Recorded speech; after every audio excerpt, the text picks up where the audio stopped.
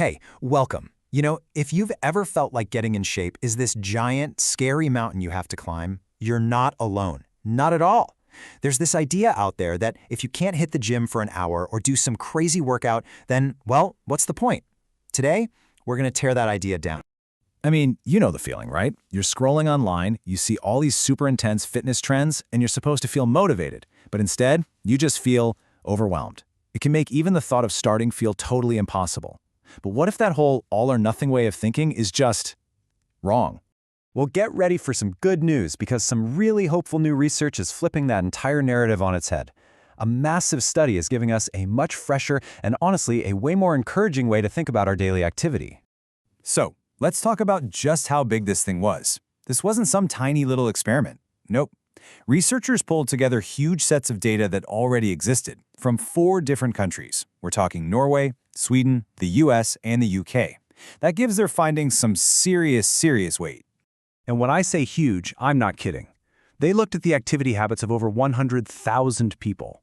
When you have a sample size that big, you can spot trends and draw conclusions with way more confidence.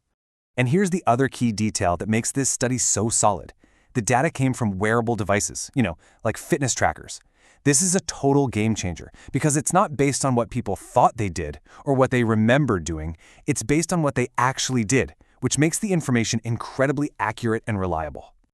Okay, so they've got all this super credible data on 100,000 people. What did they actually find?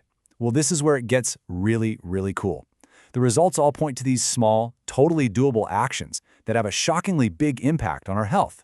So here it is, the 2 big takeaways from the entire study. It's this simple. First, just add 5 minutes of moderate to vigorous activity to your day. That could be anything. A brisk walk, dancing around the kitchen, taking the stairs, you get the idea.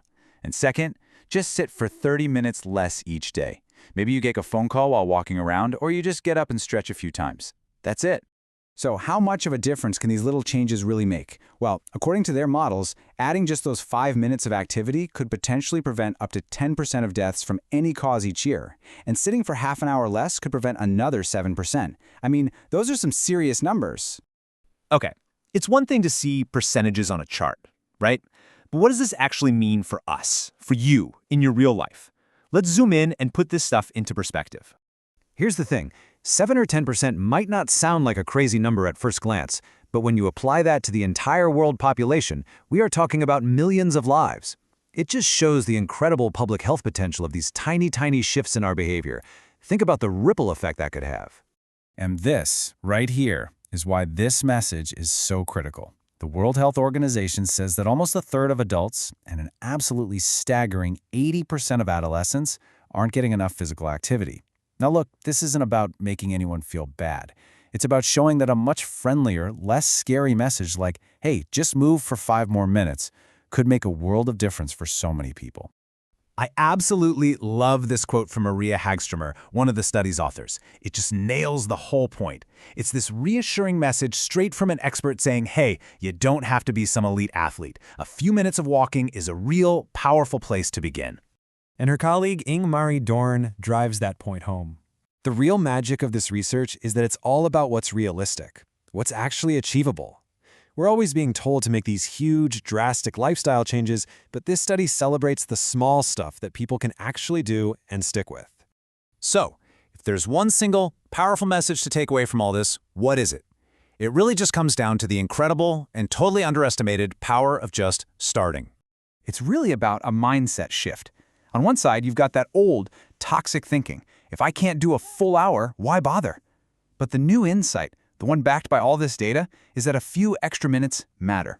A lot. It's moving away from, I have to change everything, to, wow, small, realistic changes can actually have a huge impact.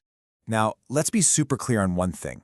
This research isn't saying we should just forget about the official exercise guidelines. Not at all. Those goals are still super important and amazing for our long-term health.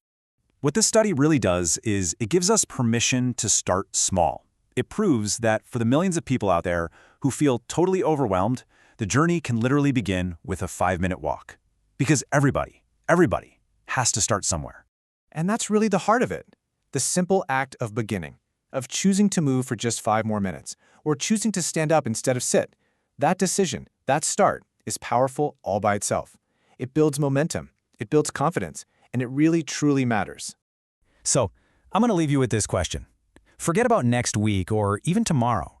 Based on everything we just talked about, what's one small, tiny step you can take today?